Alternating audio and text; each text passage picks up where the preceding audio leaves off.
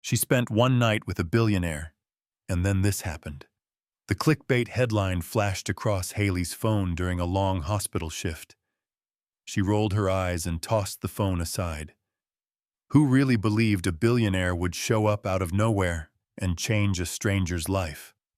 What Haley didn't know was, just hours later, she'd find herself in a story even crazier than that headline. If you're just as curious as she once was, hit that subscribe button, because the ending will leave you speechless. 12 hours into a 16-hour shift at Oak Ridge Community Hospital, Haley Brooks had more urgent things to deal with than fantasy romance. The understaffed ER had been slammed since she arrived, and her legs were screaming. "Haley, we need you in Bay 3, her supervisor called, poking her head into the break room. "And don't forget, you're scheduled to help at the charity gala tonight. With budget cuts coming, the hospital needs all the good PR it can get." Haley suppressed a groan. The gala. She'd completely forgotten she'd volunteered to serve drinks at the hospital's annual fundraiser. Extra hours meant extra pay, and with student loans and her mother's medical bills piling up, she couldn't afford to turn it down.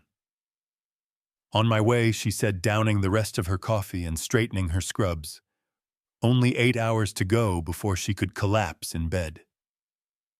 The Ashton Hotel ballroom sparkled with Wealth crystal chandeliers, champagne flutes, designer gowns, and tailored suits.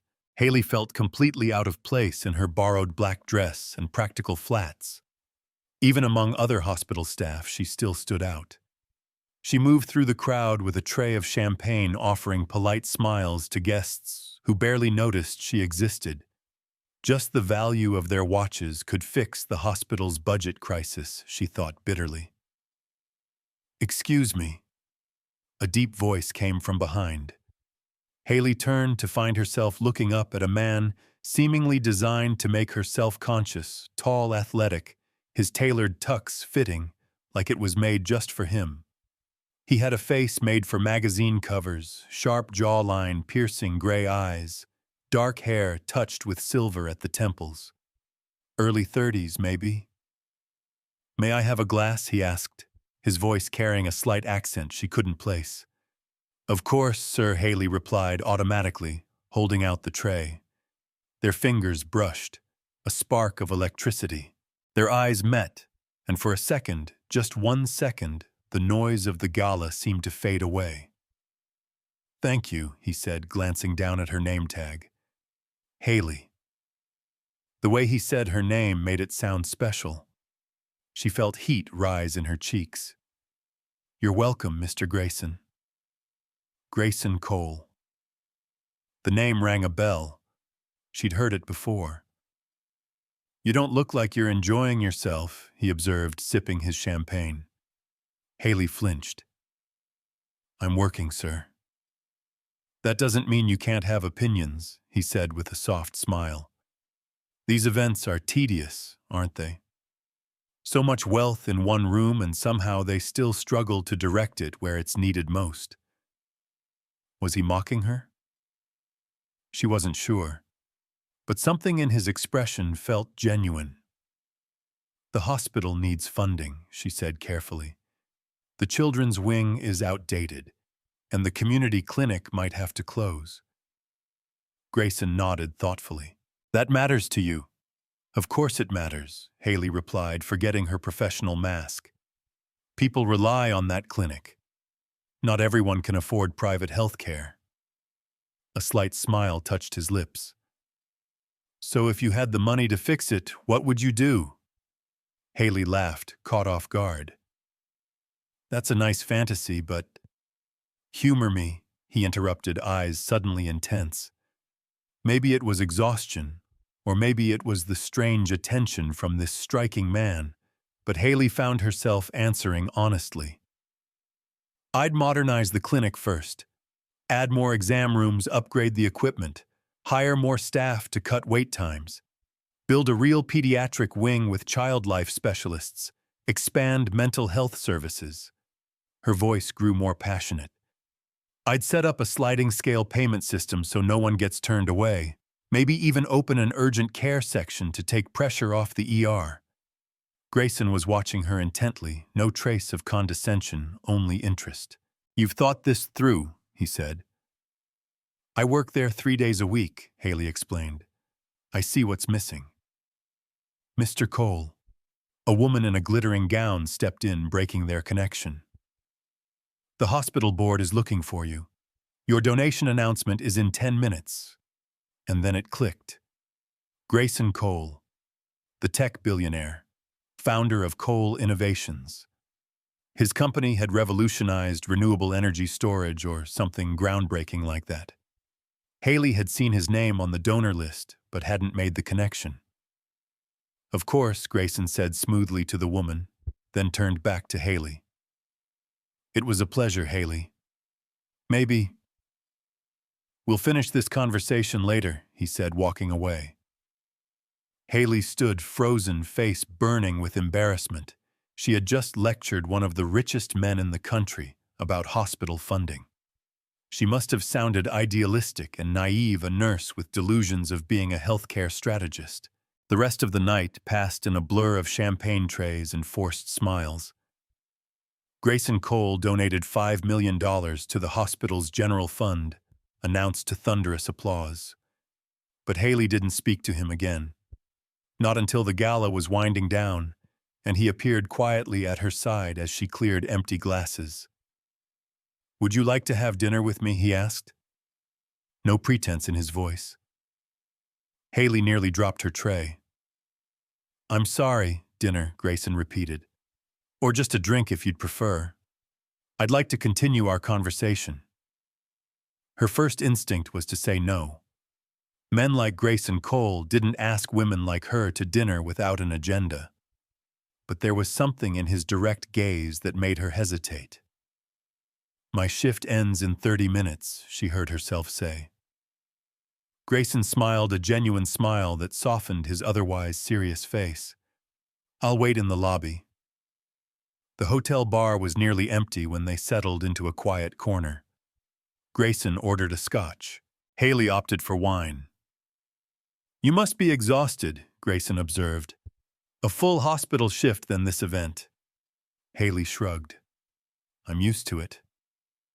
"Doesn't mean it's right," he countered, watching her with sharp, gray eyes. "The system takes advantage of people like me," Haley blurted before she could stop herself. Instead of being offended, Grayson laughed, a deep, genuine sound that made a few heads turn. "You're not wrong," he admitted. "Though I'd like to think I'm not quite the villain you imagine all wealthy men to be." One drink turned into two, and the conversation flowed more easily than Haley expected. Grayson surprised her, easy to talk to, intelligent, genuinely interested in her insights on healthcare. He shared stories of his unconventional rise to success, speaking openly about failures and setbacks in a way that felt refreshingly honest. "People only see the success," he said, turning his glass in his hands. "They don't see the 3 failed startups, the nights sleeping in my car, or the countless investors who shut the door in my face." "It's hard to feel sorry for you now," Haley teased, growing bolder in the warmth of the moment. "I'm not looking for pity," Grayson replied with a smile that made her pulse quicken. "Just understanding that we're not so different." As the bar neared closing, neither seemed eager to end the night. When Grayson suggested continuing their conversation in his suite, Haley surprised herself by agreeing. His suite occupied the top floor of the hotel, with floor-to-ceiling windows offering a breathtaking view of the city bathed in lights. Haley had never seen luxury like this, the space larger than her entire apartment, decorated with an understated elegance. They stood side by side at the window glasses in hand, gazing out at the shimmering skyline. "All those lights," Grayson murmured. "All those lives. It's humbling, isn't it?" "Do you actually feel humbled?" Haley asked, genuinely curious. "With all your success, your wealth." Grayson turned to face her, his expression suddenly serious. "Money changes how people see you more than it changes how you see yourself. I'm still the kid who grew up in a tiny apartment above my grandmother's tailor shop. There was something raw in that admission that touched Haley. Or maybe it was the way he looked at her, like he truly saw her. Not just the surface, but everything underneath. She wasn't sure who moved first, but suddenly his lips were on hers, hesitant at first, then fierce. The wine was forgotten as she wrapped her arms around his neck, losing herself in the heat that had been building between them all evening. "Is this a mistake?" she whispered against his mouth. "Only if we pretend it's more than what it is," Grayson said, his hands resting at her waist, waiting for her decision. Haley had never done anything like this before. Never felt this reckless, this alive. Tomorrow they would return to their separate worlds. But tonight, they had this. An unexpected connection. A raw, undeniable desire. She answered with another kiss, deeper this time, as they moved toward the bedroom. Morning light streamed through the partially closed curtains, pulling Haley from a deep sleep. For a moment, she was disoriented by the luxurious sheets, the unfamiliar room. Then memories of last night flooded back. Grayson's arms, his surprising tenderness, the way he made her feel wanted and respected at the same time. She reached across the vast bed only to find cool, empty sheets. Grayson was gone. On the bedside table, a handwritten note lay beside a room service tray with coffee, fresh fruit, and pastries. "Haley, I couldn't move my morning meeting. Stay as long as you'd like. The suite is yours until tomorrow. If you want a day to rest, you've earned it. Last night was unexpected and incredible. Grayson." No phone number, no mention of seeing each other again. Exactly as they had agreed, just one night, no illusions of anything more. Haley wasn't sure if she should feel relieved or disappointed as she took a sip of still warm coffee. The note was thoughtful, the gesture generous, but something in its finality left a hollow ache in her chest. "Don't be ridiculous," she told herself. What did you expect, that a billionaire would want to date a nurse drowning in student loans living in a tiny apartment? That was the stuff of tabloid fairy tales, not reality. Last night had been a dream, beautiful but fleeting. It was time to return to her real life. After a quick shower, Haley, dressed in last night's clothes, left most of her breakfast untouched and walked out of the hotel. By the time she reached her apartment, the entire night already felt like a distant memory. 3 months passed, and Haley had almost convinced herself that her night with Grayson Cole had been nothing more than a fantasy. She buried herself in work, took extra shifts, tried not to think about steel gray eyes and warm hands. Until the shocking announcement echoed through Oak Ridge Community Hospital. The building housing the community clinic had been sold. The new owner planned to convert it into luxury apartments, forcing the clinic to shut down within 90 days. "This is unacceptable, Dr. Bennett," the clinic's director fumed during an emergency meeting. "Where will our patients go? The nearest clinic is already overburdened. The nearest clinic is already overburdened," he repeated, his voice heavy with frustration. "Who bought the building?" Haley asked, her stomach twisting at the thought of the vulnerable families relying on the clinic's services. "Some investment firm," Dr. Bennett replied, skimming through his notes. "Thorn Holdings, LLC." Haley felt the blood drain from her face. Thorn. That couldn't be a coincidence. After the meeting, she retreated to the break room and did something she'd avoided for months. She searched for Grayson Cole. Article after article praised his business success, his groundbreaking technology, his philanthropic efforts, and her heart clenched his real estate investments, including a newly established subsidiary focused on urban development, Cole Holdings. The man who had listened so intently as she spoke about her passion for community health care was the same man shutting down her clinic. The bitter irony nearly took her breath away.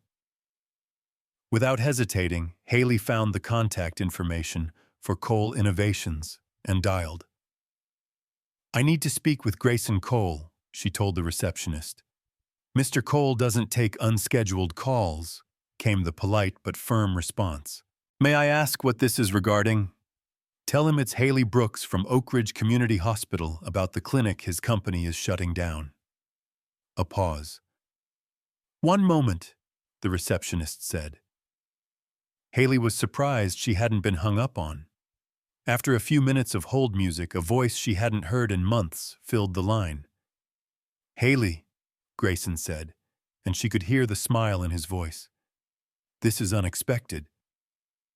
"Is it?" she replied coolly.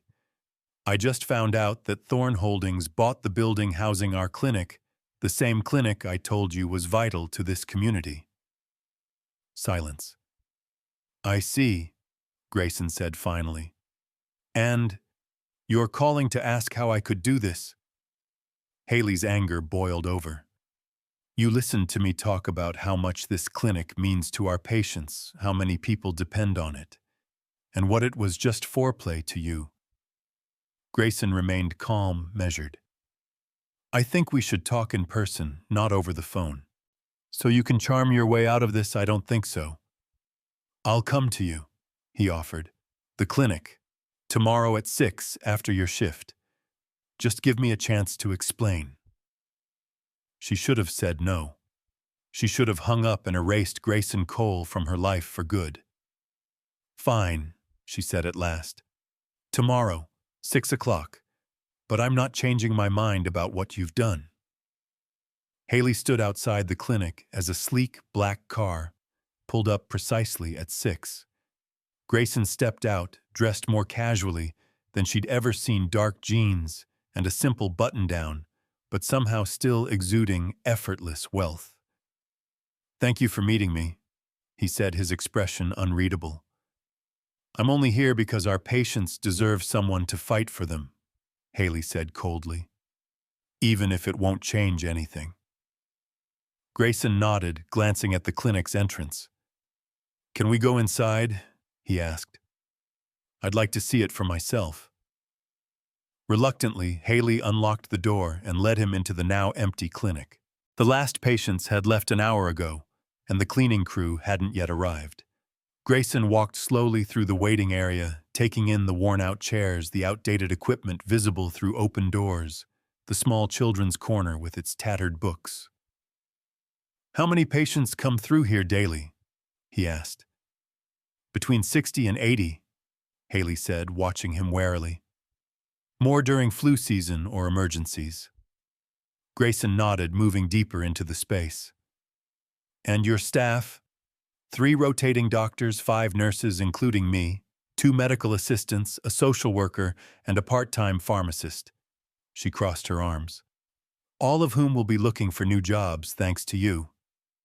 Grayson turned to face her, his expression serious. "My grandmother died from a treatable illness because she couldn't afford the right medical care," he said bluntly.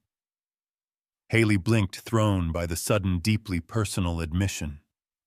"She raised me after my parents walked away, worked 16-hour days in her tailor shop to put food on the table, and when she got sick, the system failed her." Grayson stepped toward the clinic's tiny pharmacy. "I was 19, a college freshman working 2 jobs. I couldn't afford her medication. The free clinic in our neighborhood had shut down a year earlier due to budget cuts." His voice was steady, but Haley could hear the old pain woven through every word.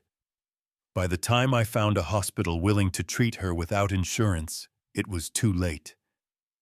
He turned back to her, his gray eyes sharp. "So no, Haley, I'm not shutting this clinic down. I bought this building to save it." Her breath caught. "What?" "The previous owner was days away from closing a deal with a developer," Grayson explained. "I outbid them, but not to build condos to stop them from being built." He reached into his pocket, pulling out a neatly folded set of architectural plans, spreading them out on the reception desk. "This is my plan for the space," he said, doubling the square footage by expanding into the vacant lot next door. State-of-the-art equipment, a dedicated pediatric wing, expanded mental health services. He looked up at her. Sound familiar? Haley's heart pounded as she recognized the vision before her, her vision. The ideas she had whispered over champagne, the dreams she had shared when she thought no one truly listened. "You remember," she whispered. "Every word," Grayson said. "I started working on this the night we met. The acquisition was complicated, took longer than expected. I didn't reach out because I wanted everything in place first." Something flickered across his face, hesitation, uncertainty. "I wanted to surprise you," he admitted, though letting everyone believe the clinic was shutting down not part of the plan. Haley exhaled sharply, still struggling to process. "So the panic, the protests, that was all a misunderstanding." Grayson winced.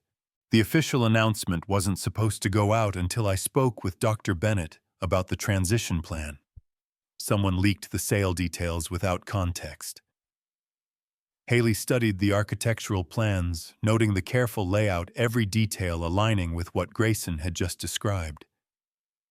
"If all of this is real, then why?" she asked, looking up at him. "Why are you doing this, Tron?" Grayson hesitated. For the first time, his usual confidence wavered. "Because you were right about what this community needs. Because my foundation has been looking for a clinic model to replicate nationwide." He paused, then continued, his voice softer. "And because I haven't been able to stop thinking about you." The confession hung between them. "That night meant something to me," Grayson admitted. "I didn't expect it to. I didn't expect you. But I left, because I didn't think someone like you would want to deal with the complications of someone like me." "You didn't give me the chance to decide," Haley said, her eyes steady on his. "I'm giving you that choice now," Grayson replied. "The clinic will move forward no matter what. This isn't a condition or manipulation. But I want you involved, at least professionally." He shrugged, a rare moment of vulnerability from a man who always seemed in control. "As for the rest, that's entirely up to you." Haley looked from the blueprints to Grayson's face, searching for deception, but all she saw was sincerity. That night they shared had been unexpected, two strangers connecting in an emotionally charged moment. But this was different. This was the real Grayson, the man behind the wealth and power. "I need time," she finally said, "to think about all of this." Grayson nodded, unsurprised. "Take as much time as you need. The clinic will remain open throughout renovations. I've arranged a temporary facility across the street. Dr. Bennett has all the details." He carefully folded the blueprints and handed them to her. "When you're ready to talk about any part of this, you know how to reach me." As he turned to leave, Haley called out, "Grayson." He stopped, glancing back. "Thank you," she said simply, "for remembering, for caring enough to do something." A small smile touched his lips. "Some conversations change us, Haley, and ours changed me." 6 months later, Haley stood beside Grayson at the ribbon-cutting ceremony for the newly renamed Cole Community Health Center. The transformation exceeded even her boldest hopes: state-of-the-art equipment, spacious treatment rooms, a dedicated pediatric wing with colorful murals and toys. But more importantly, the clinic now provided comprehensive services the community had never had before: dental care, vision services, expanded mental health support, a pharmacy offering medication at cost. No patient would be turned away due to inability to pay, thanks to funding from the Cole Foundation. And this is only the beginning. Grayson told the gathered crowd, community members, staff, media. What we've built here will serve as a model for clinics across the country. Healthcare shouldn't be a privilege, it should be a fundamental right. As the cameras flashed, his hand found Haley's. She squeezed it gently, still in awe of the journey that had brought them here. Their relationship had grown slowly, intentionally. Grayson had given her space to process everything about the clinic, about him. When she finally called him back, it was to accept his offer for Saur, to join the clinic's planning board, at first just a professional collaboration. But through weekly meetings, shared lunches, and late-night discussions about healthcare philosophy, their connection deepened. Grayson wasn't just the polished billionaire she had met that night. He wasn't just the passionate man she had shared a fleeting moment with. He was both and more. Driven, complex, infuriating at times, but inspiring. 3 months into the project, in the middle of an intense debate over resource allocation, Grayson had suddenly asked her to dinner, not a business meeting, but a date. She had said yes. Since then, they had carefully balanced their personal and professional lives, learning how to build something together. "You did it," Haley whispered as they walked through the clinic after the ceremony, her arm slipping through his. "We did it," Grayson corrected. "This is your vision as much as mine." A nurse approached with a question about a patient, and Haley stepped away to assist. Grayson watched her admiration clear in his eyes. That night, they shared a quiet dinner in his penthouse overlooking the glowing city skyline. Haley thought about the unexpected path that had brought them here. If someone had told me a year ago that a one-night encounter with a billionaire would lead to revolutionizing community healthcare, she shook her head, I would have laughed in their face. Grayson smiled, reaching across the table to take her hand. "Life rarely goes the way we expect," he said. "Sometimes it gives us something even better." "Sometimes," Haley agreed, returning his smile. "Though I'm still unsure about using our story for your foundation's fundraising campaign." "Strictly the professional aspects," Grayson assured her. "But I have to admit, she spent one night with a billionaire and then this happened would make a hell of a headline." Haley laughed, throwing her napkin at him. "And what's the moral of that story?" Grayson's expression turned thoughtful. "That genuine connections can happen in the most unexpected moments. That listening to someone's passion can change your own perspective. That something fleeting can turn into something life-changing." His words reached deep into her heart. The night they spent together hadn't been planned. By conventional standards, it might have been a mistake, but it had become the catalyst for something neither of them had anticipated, a partnership that was changing thousands of lives. "I love you," Haley said, the words slipping out effortlessly, without hesitation. Grayson's eyes widened slightly the first time either of them had said it. Then his expression softened, and he smiled a smile so full of happiness it made Haley's heart feel like it might burst. "I love you too," he said, his voice steady and sure. "Not because of what we've built together, but because of who you are, the woman who stood up to a billionaire for her patients. The woman who makes me want to be someone worthy of a second chance." As they sat together, the city lights below shimmering like fallen stars, Haley thought about how life's most meaningful journeys often began with an unexpected step. One night with Grayson, it hadn't been an ending, not a fairy tale, not a rescue story, but the beginning of something real. A journey where two people had changed since they were stronger together than they ever were alone. "So," Grayson mused, a teasing glint in his eyes softened by something deeper. "What's the next chapter in our story?" Haley smiled, lifting her glass in a quiet toast. "That," she said, "is entirely up to us. If you were Haley, would you be willing to trust Grayson after everything? Have you ever had an unexpected moment that completely changed your life? Share your thoughts in the comments. Your story might inspire someone else. If this story resonated with you, don't hesitate to share it and spread the message of connection, courage, and belief in something greater. Remember, sometimes one unexpected step can open the door to an incredible journey. Thank you for supporting the channel. Please like, share, and subscribe to receive the latest updates. The stories are collected from various sources and do not represent any individual or organization.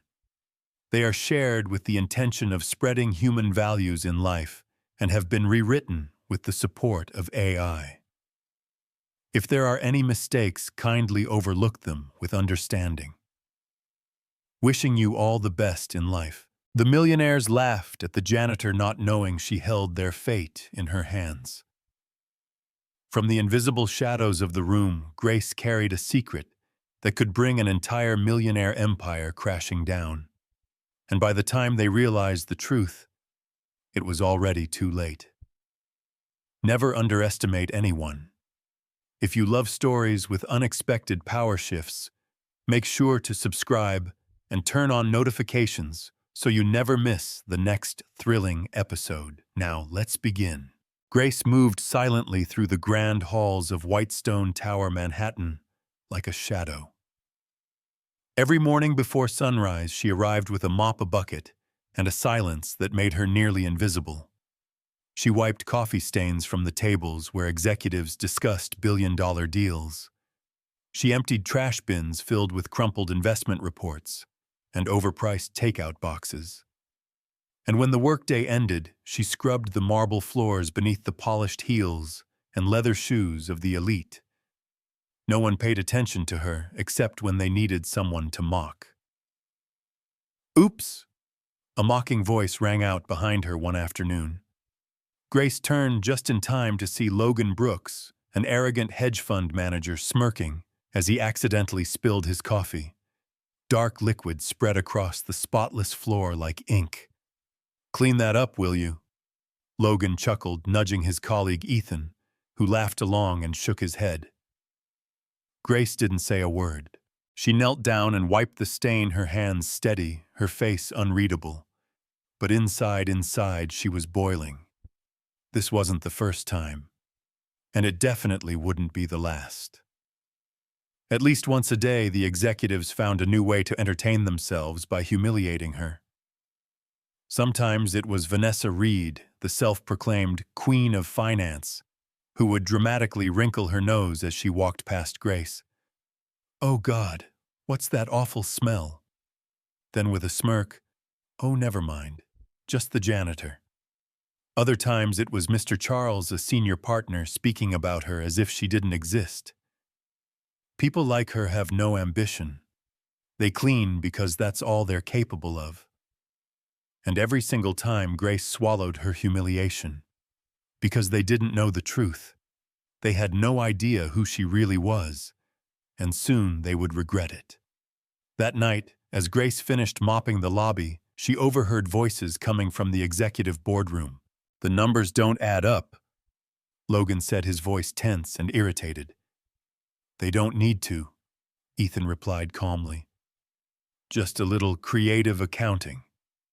As long as we move the funds before the audit, no one will ever find out." Grace froze. Her heart pounded. Fraud. A full-scale financial crime happening right in front of her. They were embezzling money, covering their tracks with falsified reports. And the way they talked about it, so casual, so confident, made her stomach twist. They thought they were untouchable. They thought only the ones in suits mattered.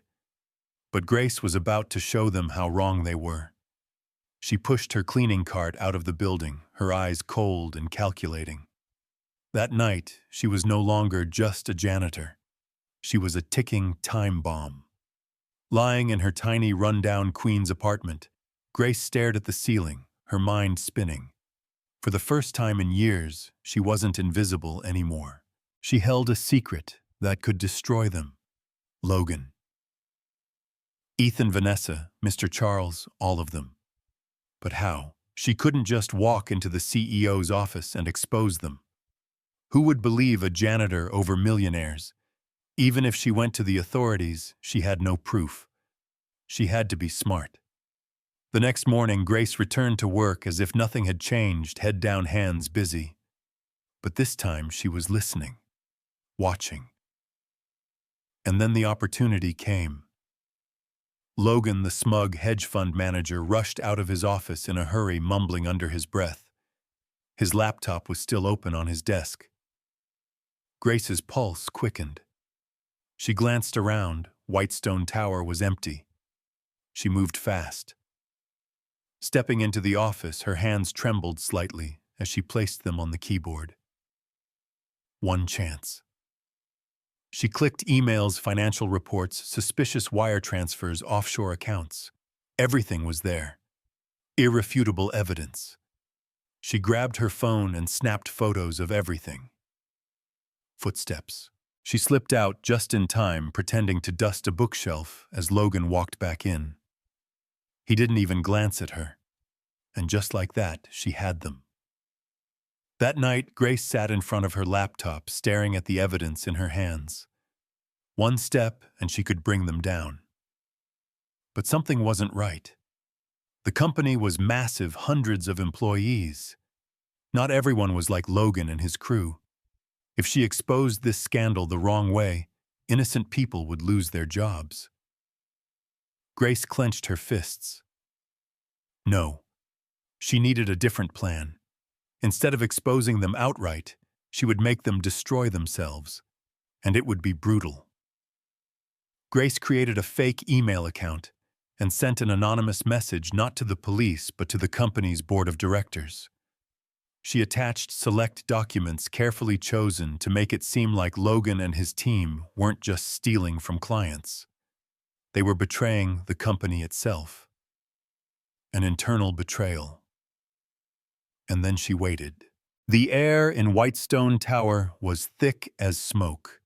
Logan stormed in, slamming his briefcase onto the desk. In the corner, Vanessa and Ethan whispered urgently, their eyes glued to their phones. Tension etched across their faces. Something was happening. And then Mr. Charles's office door burst open. "Brooks, Whitmore, Ethan, in my office, now!" Grace watched as all three froze. Logan paled. Vanessa swallowed hard.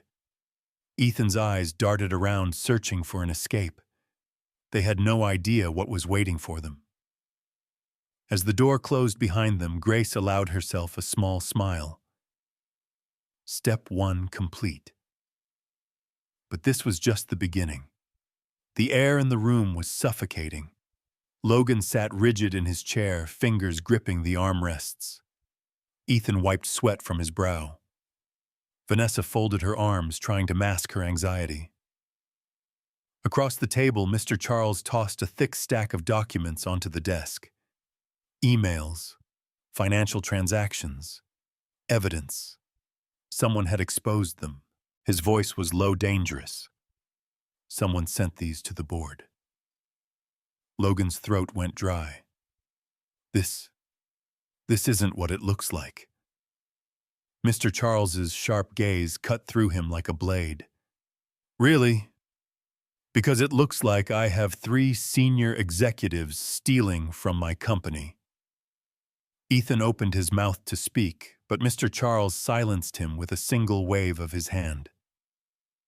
You think I don't recognize these account numbers? I built this company from nothing. You got greedy, and now the board wants answers. If this gets out, you're all finished. Fix it. The 3 of them stumbled out of the office, their faces drained of color. They had officially come prey. From the hallway, Grace watched her heart pounding. They weren't completely destroyed yet, but the cracks were spreading, and she was about to push them over the edge. That night, Grace set the next stage in motion. She created another anonymous email, this time addressed directly to Logan's biggest client, billionaire investor, Benjamin Morgan. The message was short and simple. Do you trust a firm run by thieves? Attached were just enough documents to plant a seed of doubt. Morgan pulled out his entire investment, over $200 million. Gone in an instant. Panic spread like wildfire. Clients were alarmed. Investors demanded answers. Logan's face turned ghostly as he read the reports. Vanessa buried her head in her hands, despair washing over her. Ethan cursed under his breath, his mind racing in panic. They had no idea who was behind this, but the walls were closing in. And as desperation took hold, paranoia followed. Logan and Vanessa started blaming each other.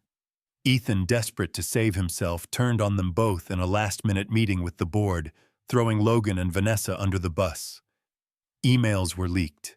Secrets unraveled. They turned on each other like animals. And Grace simply watched them collapse. By the end of the week, Mr. Charles had no choice but to act. Logan fired, Vanessa suspended, Ethan under investigation. The people who once mocked her, who treated her like nothing, now knelt before their own destruction. But Grace wasn't done yet. One final name remained. Mr. Charles. The real monster still sat in his high tower. Grace knew taking down Logan and his team wasn't enough. Mr. Charles had turned a blind eye to corruption because he was a part of it. He let it fester because he profited from it. If she wanted true justice, she had to bring down the entire empire. And she had the final blow ready. For years, Mr. Charles had hidden his biggest crimes offshore accounts, fake audit reports, insider trading. He was careful, smart. He covered his tracks well. But no one is untouchable. Grace had gathered enough evidence from the documents she'd found, but she needed something bigger. And then luck smiled on her. One night as Grace cleaned Mr. Charles's office, she spotted his phone. Unlocked. An unforgivable mistake. A man like Charles never made errors. But arrogance makes people careless. And Charles had grown too confident. Grace swallowed hard, her hands trembling as she reached for the device. She opened his email, and right there in plain sight, a message confirming a $10 million transfer to a Cayman Islands account. Irrefutable proof of embezzlement. She took the final shot. Grace quickly snapped a screenshot, emailed everything to herself, then carefully placed the phone back exactly as it was, leaving no trace. Her heart pounded as she stepped out of Whitestone Tower. She had just signed his death warrant. The next morning, Grace sent all the evidence directly to federal authorities. Then she sent a copy to every member of the board. And just for a little extra drama, she leaked an anonymous tip to the media. The dominoes fell instantly. Security walked into Mr. Charles's office. He didn't even have time to pack his things. The handcuffs clicked around his wrists. Arrested, dragged away like a common criminal. All of Whitestone Tower froze as they watched the man who once seemed untouchable be escorted out of the building. Some were shocked. Others whispered. And Grace, she simply picked up her mop and kept cleaning. By the end of the week, the company was in chaos. The scandal was all over the news. Logan destroyed. Vanessa blacklisted. Ethan under federal investigation. Charles in prison. They were all wiped out. But then something unexpected happened. The board of directors called an emergency meeting. With Charles gone, they needed someone new. Someone who knew the company inside and out. Someone who had seen everything from the very bottom. Someone who had always been there. So they made an offer. Not a janitorial position, but chief operating officer. The woman they once mocked. The woman they once dismissed. Now was their boss. Grace sat in her new office, not a supply closet, not a break room with plastic chairs, but a corner office in Whitestone Tower with a panoramic view of the city. The woman they once ignored now signed their paychecks. But power was never what she wanted. Justice was, and justice had been served cold, ruthless, absolute. The ones who laughed at her, they all paid the price. Logan, the arrogant hedge fund manager who mocked her, treated her like garbage. Bankrupt. When his crimes were exposed, all his accounts were frozen. His wife left him taking the kids. The man who once lived in luxury, who thought himself untouchable, now applying for janitorial jobs. Life has a way of teaching cruel lessons, doesn't it, Vanessa? The woman who sneered at Grace, who called her a nobody, under federal investigation. No more designer clothes. No more five-star vacations. Only endless court battles, frozen assets, and humiliation. Ethan, the man who stabbed his own colleagues in the back to save himself. But snakes always get bitten in the end. He tried to cut a deal, tried to run at the last minute, but no one came to save him. The company he betrayed now belonged to the very woman they once belittled. Logan, who crushed others to climb to the top. Blacklisted. No firm would hire a known fraud. Once a powerful millionaire, now left with nothing. And as for Charles, he didn't just lose his job. He lost everything. His company, his fortune, his reputation, his freedom. When federal agents came knocking, there was no way out. The last time Grace saw him was on the news, handcuffed, shoved into the back of a prison van. And just like that, the king had fallen. Grace didn't change, but her future. Did she refuse to let hatred consume her? When the board offered her permanent leadership, wealth, and power, she walked away. Power corrupts. She had seen it destroy too many people. Instead of keeping power, she used her settlement money to start something new. A non-profit organization. A foundation to protect workers like her. No one would ever be invisible again. No one would ever be treated as if they didn't matter. Because the sweetest revenge is ensuring that no one else has to suffer what she did. One evening, Grace walked past the skyscraper where she once worked. It still stood tall, but now it was just a building. It had no power over her anymore. She took a deep breath, looking up at the sky. For the first time in her life, she felt free. Then she turned around and never looked back. What do you think about Grace's ultimate comeback? If you were in her position, would you do the same or take a different path? Share your thoughts in the comments. Your story might inspire others, and if you found this story meaningful, don't hesitate to share it with your friends to help spread the message of fairness and respect. Thank you for supporting the channel. Please like, share, and subscribe to receive the latest updates. The stories are collected from various sources and do not represent any individual or organization. They are shared with the intention of spreading human values in life and have been rewritten with the support of AI. If there are any mistakes, kindly overlook them with understanding. Wishing you all the best in life.